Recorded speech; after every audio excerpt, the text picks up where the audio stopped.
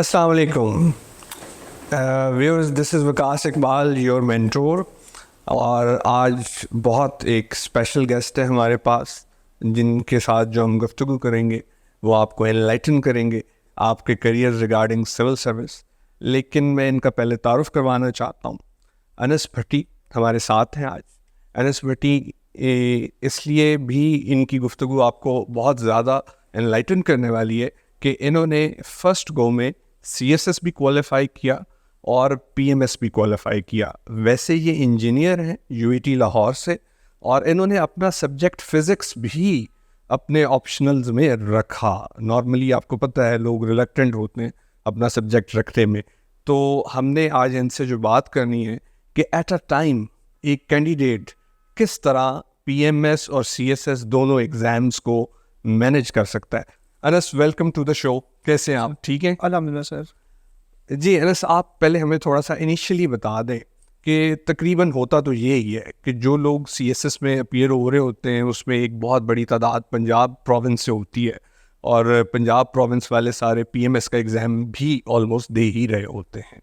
तो time management का बड़ा इशू आता है कैंडिडेट को।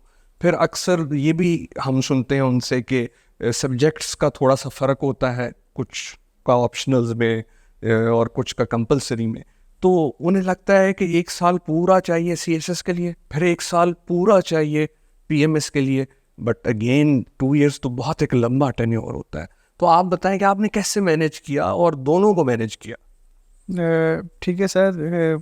ये मेरे ख्याल से भी मेरे पास काफ़ी जो CSS PMS करने के लिए जूनियर्स भी आते हैं, तो उनकी एक जो जनरल साइकी पाई जाती है वो यही है कि हम लोग पहले CSS देंगे या पहले PMS देंगे और उसके बाद फिर हम लोग जो है ना दूसरा एग्ज़ाम देंगे। मतलब अगर CSS पहले दिया तो PMS बाद में, और PMS दिया तो CSS बाद में। लेकिन मुझे लगता है कि ये थोड़ी सी जो प्रैक्टिस है वो मेरे ख्याल से ये ठीक नहीं है और इफ़ेक्टिव भी नहीं है। तो इसको मैनेज करने के लिए जो सबसे पहली चीज़, जो एक फ़िलॉसफी ऑफ द एग्ज़ाम आपको समझने की ज़रूरत है, वो ये है कि CSS में जो ऑप्शनल्स का सेट है वो 100 मार्क्स का है मोस्टली। CSS में फर्स्ट 2 ग्रुप्स आपको 200 मार्क्स के सब्जेक्ट मिलते हैं, बाकी सारे के सारे आपको 100 each. So even if you are opting one optional of 200 marks, तो आपको 4 ऑप्शनल्स 100 मार्क्स के रखने हैं, तो आपको 5 ऑप्शंस रखने पड़ेंगे जनरली। और अगर कोई मेरे जैसा हो जो 200 वाले उठा ले IR एंड फिज़िक्स, तो उसको 4 पढ़ने पड़ेंगे। लेकिन PMS में जो ऑप्शनल्स का सेट है वो 200 मार्क्स ईच है। मतलब 100 मार्क्स का ऑप्शनल सब्जेक्ट होता ही नहीं है ही नहीं। ठीक है, तो अब वो जब 3 आपने ऑप्शंस जो PMS में रखने हैं वो 3 CSS में रख लें। ठीक है, तो if you are preparing CSS तो आपके सारे ऑप्शनल्स तैयार हो गए PMS के। और अगर आप PMS पहले आ जाते तो आप PMS के एग्ज़ाम्स दे के तो CSS के 2 एक्स्ट्रा ऑप्शंस पढ़ लें, और एक ऑप्शनल जो आपने पढ़ना होता है उसकी तैयारी पे एक ऑन एवरेज जो आपको टाइम चाहिए होता है, मेरे ख्याल से 20 डेज़ 20 to 25 डेज़ बेहतरीन तैयारी हो जाती है इसमें फॉर 100 मार्क्स। तो मेरे ख्याल से ये कोई इतना नहीं, अगर आप साथ में दोनों चीज़ें चलाएँ हैं तो आपकी चल जाती हैं। और ये सिर्फ ये तो अभी हम तो चले पुराने हो गए, लेकिन जो अभी रिसेंटली CSS का रिज़ल्ट अनाउंस हुआ है उसमें जो CSS टॉपर है he was also in PMS 12 में भी एलोकेशन आई। इसी तरह CSS 2021 का टॉपर 50th कॉमन में जो अली नईम शेख था, he was also 15th in the PMS batch जिसमें मैं भी सर्व कर रहा हूँ। तो बहुत सारी ऐसी एग्जांपल्स हैं कि हर PMS के रिज़ल्ट में 5 से 6 लोग इस तरह के आ रहे हैं जो CSS भी क्वालिफाई कर रहे हैं। तो उसकी वजह यही है कि they are playing smartly rather than कि वो सारी वो वाली बातों पे जाएं कि पहले ये करेंगे फिर वो करेंगे। तो ऐसा मेरा ख्याल है कि नहीं करना चाहिए। तो अनस, आपकी बात से मुझे समझ आया कि प्रैक्टिकल अप्रोच होनी चाहिए, और जो की फैक्टर्स हैं उनको अगर नज़र में रख के किया जाए। जैसे आपने बोला कि 100 मार्क्स का सब्जेक्ट तो सिर्फ CSS में अवेलेबल है ऑप्शनल, PMS में सिर्फ 200 के ऑप्शनल्स अवेलेबल हैं। तो आप ऑप्शनल से ही बात हम शुरू करते हैं। ऑप्शनल सेलेक्ट करना भी एक बहुत बड़ा चैलेंज हमारे यहाँ समझा जाता है। स्टूडेंट्स कंफ्यूज होते हैं, वो मेंटोर से भी मिलते हैं, वो क्वालिफायर से भी मिलते हैं, वो YouTube वीडियोस भी देखते हैं, but still they remain confuse. और जो हमारे यहाँ एक ट्रेंड सेट हुआ है लाहौर में, अगर हम बात करें PMS के हवाले से, कि जी आपने पॉलिटिकल साइंस रखा CSS में, तो ये बेहतर इसलिए है कि आपको PMS में भी यही रखना होगा। और फिर क्या है कि हम ये देखते हैं कि जब PMS की तरफ वो कैंडिडेट आता है तो आधे लोग जिन्होंने CSS में पॉलिटिकल साइंस रखा है वो PMS में नहीं रखते, by knowing the scoring trend, because it is not as much scoring maybe like social work or so and so। तो आप बताएं कि ऑप्शनल्स सिलेक्ट करने का आपका क्राइटेरिया क्या था, क्योंकि आपने IR रखा, PMS भी आपने देना था, you could have go towards political science too. आप अपना ज़रा बता दें। सर इसमें ना ये है कि मुझे लगता है कि जो एक बहुत ज़्यादा एक वर्ड यूज़ होता है स्कोरिंग ट्रेंड, मुझे लगता है ये ना स्कैम है कि आपको ना सिर्फ डाइवर्स करने के लिए ना कि स्कोरिंग ट्रेंड। हाँ FPSC में मैं एक चीज़ को मैं मानता हूँ कि FPSC टारगेट्स, तो वो जो FPSC की टारगेटिंग है उसका स्कोरिंग ट्रेंड से कोई लेना देना नहीं। उनका दिल करेगा वो पेपर मुश्किल बना देंगे, उनका दिल करेगा वो किसी एक पेपर पे स्ट्रिक्ट फिल्टर लगा देंगे क्योंकि उनको इन द एंड कैंडिडेट्स उतने चाहिए। लेकिन अगर आप बात करें ऑप्शनल सिलेक्शन की, और मेरी आपने IR के रिलेटेड बात की, तो मुझे लगता है कि ऑप्शन सेलेक्ट करने में सबसे पहली बात तो ये है कि आपको अपना जो मेजर डिग्री जिसमें आपने की है 4 साल जिसमें आपने अंडर ग्रेड करके आ रहे हैं वो सब्जेक्ट नहीं छोड़ना चाहिए। Very good. If you are having, ज़्यादातर लोग ऐसे ही होते हैं जिनका 3 से ज़्यादा CGP होता है, और 3 से ज़्यादा मतलब उन्होंने यूनिवर्सिटी गार्डन में बैठ के कैफ़े में बैठ गुजारी होती है, लेकिन बहरहाल उन्होंने डिग्री तो की होती है। तो मुझे लगता है कि अपना सब्जेक्ट मतलब जिससे फेमिलियर है उसको नहीं छोड़ना चाहिए। बिल्कुल। Even if you are an engineer, no matter आपको फिजिक्स का कोर्स आता है या नहीं आता, बट यू हैव फेमिलियरिटी, आपकी जो नेचुरल इंस्टिंक्ट है, आपकी सिंक्रोनाइजेशन है उस सब्जेक्ट से, तो आपको वो नहीं छोड़ना चाहिए। पहली चीज़ तो ये आ गई।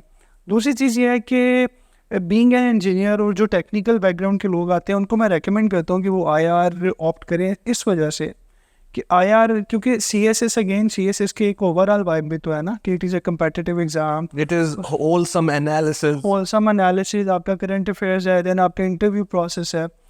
तो वन ऑप्शनली फ्रॉम हिस्ट्री वाला ग्रुप और दूसरा एक IR मैं तो बहुत ज़्यादा रिकमेंड करता हूँ। और मुझे लगता है कि स्कोरिंग ट्रेंड की अगर बात करें तो पोल साइंस और IR तकरीबन एक जितना ही स्कोर देते हैं, लेकिन अगर आप इम्पैक्ट की बात करें तो मेरे हम्बल ओपिनियन में मुझे लगता है कि IR ज़्यादा इम्पैक्ट क्रिएट करता है, क्योंकि इसकी जो है नॉलेज की ओवरलैपिंग, नॉट कंटेंट। तो जो उनका कहना है कि जो उसके टॉपिक के एरियाज़ हैं वो आप same data through different style आप करंट अफेयर्स में भी कोट कर रहे होते हैं, ऐसे में भी कर रहे होते हैं। तो अच्छा, अगर मैं आपसे डिफरेंस पूछना चाहूँ कि जो PMS और CSS है ओवरऑल दोनों की एग्ज़ाम स्कीम में डिफरेंस टेस्ट मैच और वनडे वाला है या वनडे और T20 वाला है, तो प्लीज़ एलैबोरेट। सर मुझे लगता है अब तो क्रिकेट इतनी फास्ट हो गई है, सारे फॉर्मेट में भी you have to be on your toes, ठीक है। तो लेकिन मुझे लगता है कि जो PMS और CSS में जो मिजाज का डिफरेंस है वो सबसे ज़्यादा। CSS is more about analysis, it is more about आपका 360 डिग्री ओपिनियन, आपकी जो कहने हैं कि आपकी जो पर्सनल एक कहते हैं एबिलिटी वो ज़्यादा जज हो रही होती है। लेकिन अगर आप PMS की बात करें तो दो I am serving in PMS, लेकिन PMS के जो एग्ज़ाम नेचर है दैट इज़ मोर ऑफ आपकी FSC बैचलर लेवल वाली चीज़। ये नहीं कि सिलेबस उस तरह से है, लेकिन you have to play like that कि आपकी जो जैसे उधर पाकिस्तान अफेयर्स का सब्जेक्ट ही नहीं है PMS में, पाकिस्तान स्टडीज़, उसमें फिर आपसे वो सेपरेशन ऑफ वो ईस्ट पाकिस्तान पूछ रहा है आपसे, ठीक है, या आपसे वो प्री पार्टीशन के क्वेश्चन पूछ रहा है। मगर when it comes to CSS तो वो फिर आपसे इंडो पैसिफिक पे भी सवाल पूछ लेगा, वो आपसे फिर रशिया यूक्रेन वॉर पे भी क्वेश्चन पूछेगा पाकिस्तान अफेयर्स में। तो ये मिजाज का बहुत ज़्यादा डिफरेंस है। लेकिन एक जगह पे जाके मुझे लगता है कि PMS ज़्यादा मुश्किल हो जाता है, वो है आफ्टर रिटन पार्ट।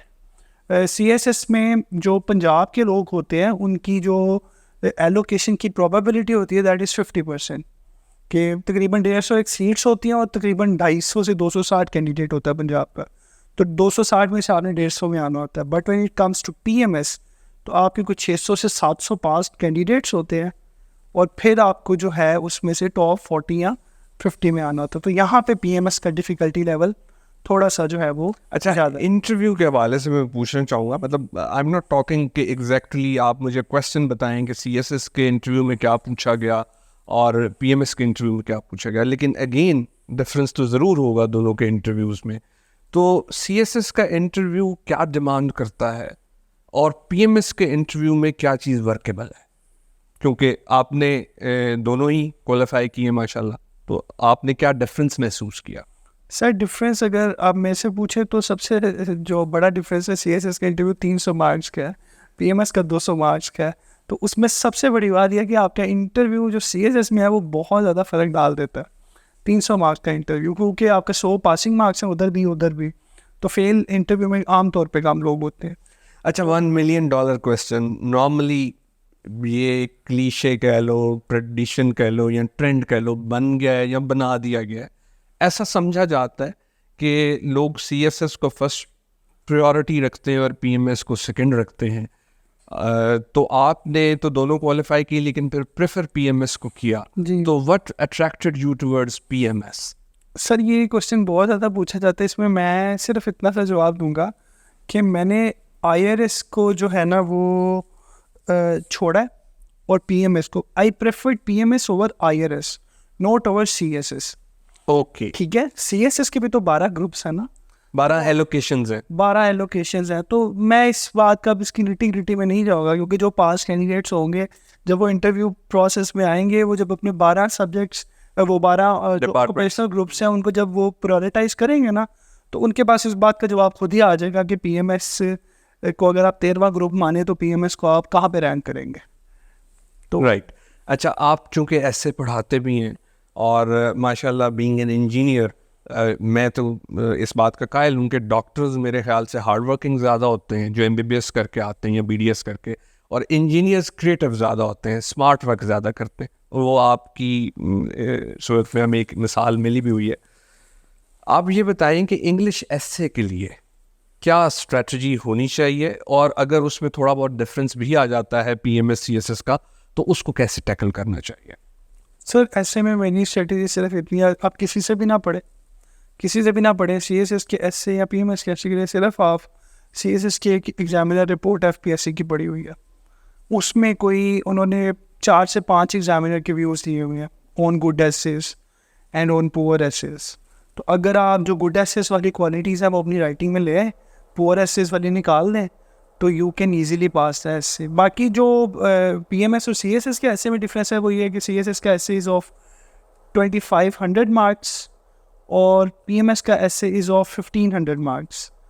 तो उस हिसाब से फिर आपको जो है अपना डेटा श्रिंक करना। एस्से का आपने बताया, तो एस्से में अब आप पढ़ाते भी हैं, आपके पास स्टूडेंट आ रहा है और उनके पास एक इंस्पिरेशन भी होती है आपके पास आने के लिए कि सर ने दोनों प्लेटफॉर्म्स किए हुए हैं। आप स्टूडेंट्स को देखते हुए क्या सजेस्ट करेंगे, क्योंकि इंग्लिश की तो कैपेसिटी भी तो बिल्ड करनी होती है ना, खाली हम एग्जामिनर रिपोर्ट पे तो नहीं मान सकते कि कोई स्टूडेंट उसको पढ़ के अपने आप को इतना चैनल कर लेगा कि वो कर जाएगा। अब जिसकी कैपेसिटी नहीं है, वो टीचर से पढ़ने जा रहा है, वो आपसे पढ़ने जा रहा है, वो किसी एकेडमी के पास जा रहा है, उनके लिए आपकी सजेशन क्या है? सर इंग्लिश की जो कैपेसिटी बिल्डिंग है वो सिर्फ इतनी सी है कि आपकी you should be well equipped with the grammatical rules. आपके एस का मिस्टेक हैज़ हैव का नहीं होना चाहिए। अब ये ना बात करने को बहुत आसान है, क्योंकि जब हम 5वीं क्लास में भी टेंसेस स्टार्ट करते हैं ना, तो हमारी वो इंग्लिश वाली मैडम कहती है ता है, ती है, ते है, और आपने ना ही शी सिंगल एंड हिम के साथ एस लगाना है, एस लगाना है। Still it is most frequently made mistakes. मैंने जितने भी एसेस देखे हैं उसमें ये होता है, और पता है क्या होता है कि जो हमारा जो बॉडी पैराग्राफ में जाते हैं टॉपिक सेंटेंस जो होता है ना, वहाँ पे ये एस की मिस्टेक होगी। ठीक है, तो obviously when you are writing, यानी कि आता नहीं है, आता है 2000 to 2500 वर्ड जब आप लिखते हैं, तो बीइंग ह्यूमन ये आपकी इंस्टिंक्ट है कि आपने गलती करनी है, तो वो गलती होगी। अब उसको कम करना है, उसको मिनिमाइज़ करना है, तो उसका तरीका सिर्फ यही है कि एक तो आप प्रैक्टिस बहुत ज़्यादा करें और ग्रे एरियाज चोक आउट कर लें कि यार I am making mistakes in this. Sometimes आप पहला ऐसे लिखेंगे, आपको रियलाइज़ होगा यार मेरे पास तो इसका वर्ड काउंट ही नहीं है, मेरे पास मेरे वर्ड रिपीट हो रहे हैं। फिर आप जाएँ उस लिहाज से अपने वर्ड्स वोकैबुलरी इन्हांस करें। ठीक है, अब वोकैबुलरी इन्हांस में भी एक बहुत ही अजीब किस्म की चीज़ है कि डॉन का न्यूज़पेपर पकड़ते हैं, उसमें जो से वर्ड्स पे सबसे ज़्यादा मुंह टेढ़ा हो रहा होता है उसकी लिस्ट बनाते हैं, उसको याद करने लग जाते हैं, उसको फिर इंट्रोडक्शन के पहले सेंटेंस में घुसा देते हैं। ठीक है, तो बेसिकली ऐसा कोई करने की ज़रूरत नहीं होती। You have to be very normal and if you are reading good content, अगर आप अच्छी किताबें पढ़ने लग जाते हैं तो आपको नहीं पता होता कि आपकी वोकैबुलरी, आपका जार्गन ऑटोमेटिकली बिल्ड हो रहा होता है। तो अच्छा, आपने जिक्र किया ता है ती हैं का, तो मुझे याद आ गया कि पीएमएस में तो उर्दू कंपलसरी भी होता है, और उर्दू कंपलसरी बहुत चैलेंजिंग होता है बहुत सारे लोगों के लिए। तो आपके लिए चैलेंज तो रहा होगा, लेकिन आपने उसके लिए कोई टिप्स दे दें ज़रा कि उर्दू को कैसे डील किया जाए। सर उर्दू जो है ना, मुझे सबसे ज़्यादा जो है ना उर्दू लिखने से प्रॉब्लम थी। मतलब I am comfortable in starting from left. Okay, Urdu में आपको राइट से लिखना पड़ता है, that's why I didn't opt for Punjabi और इस्लामी आदमी इंग्लिश में रखी। ठीक है। ठीक है, अब उर्दू में मुझे सिर्फ इस बार, लेकिन कंपलसरी था तो रखना तो था। अब उर्दू का पेपर भी अगर थोड़ा सा कोई बंदा सिर्फ बातें सुनने बगैर और सिलेबस देखे बगैर एक पास पेपर देख लेना, उसको समझ आ जाएगी करना क्या है। सिर्फ 15 मार्क्स के आते हैं गलत दुरुस्त फिक्रात, 10 रुपए की दही ले आओ या का दही ले आओ। अभी अब दूसरी तीसरी क्लास में पढ़ते आए हैं, ये कोई 15 मार्क्स का, 15 मार्क्स के आपको ईडियम्स आएंगे, वो कोई 700 की लिस्ट है, वो आप रट्टा मार लें, 30 मार्क्स आपकी हो गए। 20 नंबर की आपने प्रेस ही करनी है, जो कि आप प्रेस इंग्लिश में मेन सब्जेक्ट है, 50 मार्क्स ये हो गए आपके। ठीक है, 10 मार्क्स की आपकी ट्रांसलेशन आती है, 10 मार्क्स की आपकी तशरीह आती है। ठीक है, तो सिंपल इज दैट। अच्छा, फाइनली लास्ट थिंग जो मैं फिर रिपीटेडली आपसे पूछ रहा हूँ, आप एक एडवाइस दे दें, एक सजेशन दे दें, कैपिटल सजेशन दे दें व्यूअर्स को, कैंडिडेट्स को, टाइम मैनेजमेंट के हवाले से, कि वो टाइम को कैसे मैनेज करें। सर टाइम मैनेजमेंट का जो है ना, हर स्टूडेंट का अपना स्टाइल है, अपनी रूटीन है, अपनी कहने के फैमिली एंगेजमेंट्स हैं, तो उसमें कोई टाइम फिक्स नहीं है। कोई लोग कहते हैं हमने 3.5 मंथ्स में कर लिया, कोई बोलते हैं कि हमने 1 साल में कर लिया। तो दैट मेरे ख्याल से आपका जो मेन फोकस होना चाहिए, that should be the content of the syllabus. अगर तो आप सिलेबस का कंटेंट कवर कर रहे हैं, ठीक है, तो वो आपने साथ साथ करते जाना एंड ब्रेक नहीं लेना। CSS या PMS की अगर आप तैयारी कर रहे हैं तो ये नहीं कि आपने 7 दिन पढ़ा तो 3 दिन की रूटीन फिक्स नहीं है कि आपने 15 घंटे पढ़ना है या 16। हाँ, आप देख लें कि भाई अपने मैंने ये सब्जेक्ट US हिस्ट्री स्टार्ट किया है, तो मैंने US हिस्ट्री का इतना पोर्शन मैंने आज करना है, तो वो आप 2 घंटे में कर लें तो 2 घंटे के बाद आप पार्टी करें। अगर आप 10 घंटे में कर लें तो 10 घंटे के बाद करें, otherwise. Thank you so much for giving us time Anas. और मैं इनकी बातों को इस तरह से कंक्लूड करूँगा कि आपने CSS करना है, PMS करना है, या कोई भी कॉम्पिटिटिव एग्ज़ाम देना है, first know your self. When you will know yourself, you will get to know what are your strengths and what are your weaknesses. Then you have to devise the strategy accordingly. यहाँ पे एक suggestion मेरी तरफ से, क्योंकि मैं भी CSS वालों को पढ़ा रहा हूँ कोई अर्सा 9 साल से, आप किसी भी एकेडमी या मेंटोर के पास जाएंगे तो ये एक्सपेक्ट मत करें कि वो आपको स्ट्रेटजी बना के देगा। वो आपको सब्जेक्ट सिखा सकता है, आपको वो उतना जानता है जितना 1 घंटा 2 घंटा आप उसे अवेलेबल होते हैं। तो बेहतर है आप अपनी पर्सनालिटी पे वर्कआउट करें, अपनी एक स्ट्रेटजी बनाएं, क्योंकि आपका कंपटीशन तो आपके रूममेट के साथ भी है, जो आपके साथ अपीयर हो रहा है, जो आपका दोस्त है, जिसके साथ आप खाना खाते हैं, इकट्ठे आते हैं जाते हैं। तो फिर वो स्ट्रेटजी आप किसी मेंटोर से शेयर कर सकते हैं कि सर मुझे बताएं कि मैं इस डायरेक्शन में जा रहा हूँ, मेरी डायरेक्शन ठीक है या नहीं। बाकी आप लोग कमेंट्स में बता सकते हैं, अपनी सजेशन दे सकते हैं, कोई टॉपिक जिस पे आप चाहते हैं कि टॉक्स हो वो मेंशन कर सकते हैं, और अगर सर अनस से या मुझसे कुछ और पूछने तो वो भी पूछ सकते हैं। स्टे ट्यून, थैंक यू, अल्लाह हाफिज़।